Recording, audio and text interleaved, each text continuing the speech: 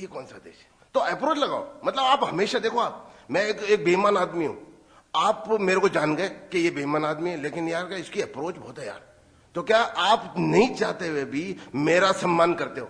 अरे यार इससे जुड़े रहो, कभी कभार काम आ जाएगा, बच्चे के एडमिशन में आ जाएगा, हॉस्पिटल में आ जाएगा। तो आप मेरा बुराई करते डरने लगे, अरे नहीं यार इस आदमी से बुरा मत बोल लो यार, कभी काम आता है। तो आप सच को बोलने से डरते हो। वहां पे ऐसा नहीं होता है, आपके लिए सारी व्यवस्था है। तो प्रॉब्लम क्या आ रही है? व्यवस्था नहीं है। वहां पे व्यवस्था है। अब आप ईमानदारी से काम करना, किया, बेईमानी से किया तो बहुत बड़ी सजा मिली, तो बेईमानी से नहीं किया। ईमानदारी से करने वाले को रास्ता मिल रहा है, ईमानदारी से करने वाले को सारी सुविधा मिल रही है, और बेईमानी से करने वाले को सजा मिल रही है। तो ईमानदार अपनी ईमानदारी पे गर्व कर रहा है। हिंदुस्तान के अंदर ईमानदार को सजा नहीं मिल रही है और बेईमान का कुछ बिगड़ नहीं रहा, तो फिर बेईमानी के अंदर ठीक है यार, बेईमानी ठीक है। Thank you very much. तो रास्ता क्या है? तो रोग क्या है? अव्यवस्था।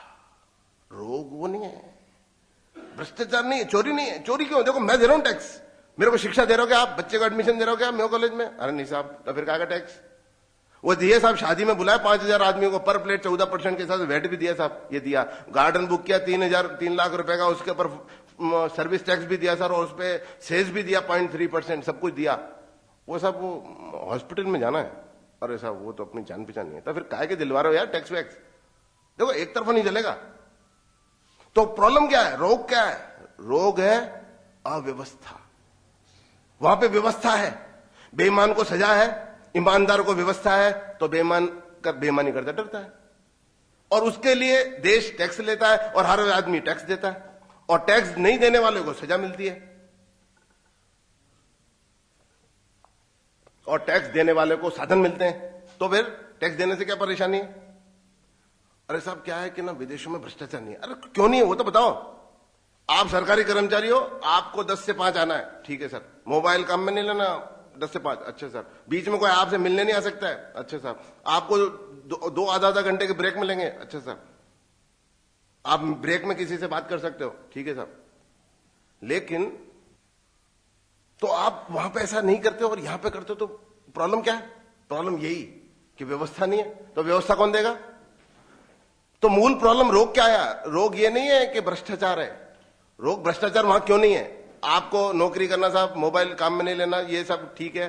वो सब बच्चे के पढ़ाई का वो आपको चिंता करने की जरूरत नहीं है। Best education, equal education available with the government, okay thank you very much. और सब वो मेरे तो कमाई भी इतनी नहीं है, वो मकान तो बना नहीं पाऊंगा। Never mind, we have a facility, we will provide you accommodation, oh thank you very much.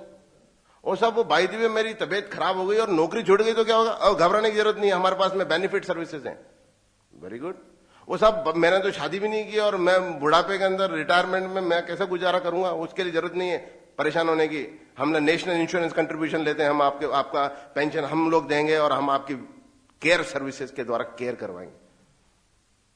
लेकिन साहब मैं तो ईमानदारी से काम करूंगा और वो आदमी काम नहीं करेगा तो उसके घबराने की जरूरत नहीं। इतनी बड़ी सजा मिलेगी कि उसको एक कमरे में जाके रहना पड़ेगा, वीकली उसको इतने पैसे मिलेंगे जितना खाना खा सके। अब ईमानदारी से काम करो, सिंपल हो गया ना भाई। वो सब बच्चे का एडमिशन ठीक, स्वास्थ्य सब बढ़िया, सब कुछ व्यवस्था।